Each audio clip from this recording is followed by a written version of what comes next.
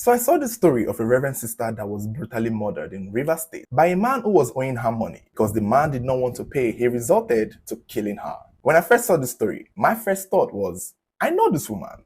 I know this Reverend sister.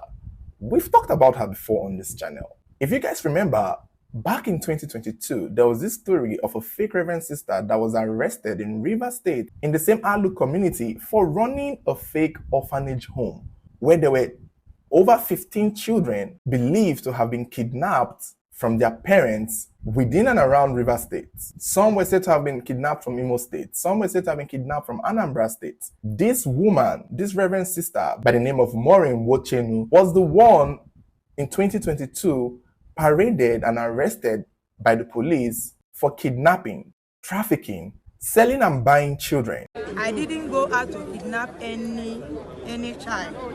I have my own version of story to tell, which I have been saying. I didn't go out to kidnap any child in any ratification. All I know is that I run an orphanage home.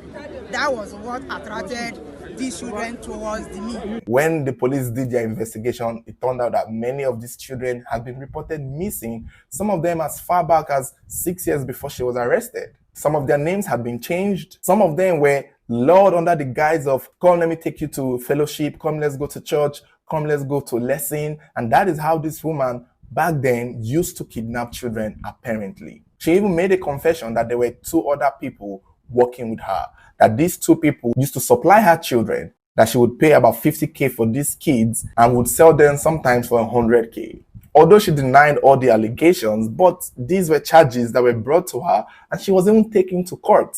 And it turned out that she was even charged for murder because some of the children over time would die in her care. By rights, she is supposed to be in prison and not on the streets looking for who is owing her money. So I'm surprised that in an unrelated turn of events, she is now the victim of a crime being committed against her. The said man who was said to be owing her money was by the name of Mr. Okoro, was believed to have been owing her this money for the past 6 years. From what I could gather, Mr. Okoro had been dragged by his kinsmen or by his family or by a group of people to Maureen, the Reverend sister. And I guess at the time she had not had that scandal. So she was believed to be a real Reverend sister. So they brought Okoro to her to settle a case. And in a bid to be Mother Teresa, she borrowed Okoro money to sort out the issue with hopes that Okoro will pay her back. But up until now, Okoro hadn't paid her back. It's been over 6 years since the borrowing happened. So it was said that Reverend Sister Maureen had been disturbing Okoro for the money for the past 6 years. And then finally, since Okoro knows in his heart of heart that he does not have the money, and even if he did, he was not going to pay this money because they said he's notorious for being a debtor, and he was also claiming that he did not ask for the money, that she did it to save face or to settle dispute, and that she just dropped the money on his head. And so in order to avoid paying the money, somewhere around the 23rd of April, he called her over and was like, sister, I have your money, come to this place. And Reverend Sister Maureen went there, and that was how she met her end. It was said Okoro hacked her to death, killed her, but before he could conceal the body or run away, people saw him and the vigilante men came and he was arrested. It's such an unfortunate turn of events. This is like the third time we are talking about a victim of a murder case where the victim has been on the news for a crime they had committed. The thing is, I'm not going to lie to you guys. There are a lot of things that are brought to me that I choose not to bring to the internet because, let's face it, it's going to be a long conversation. And to face it again, some of you already know it. It's part of the reason why I'm thinking of quitting doing true crime stories, because it's getting risky. Most of these criminals that we talk about, most of these killers, these murderers, these serial killers, most of them that we talk about that make the news are not in prison.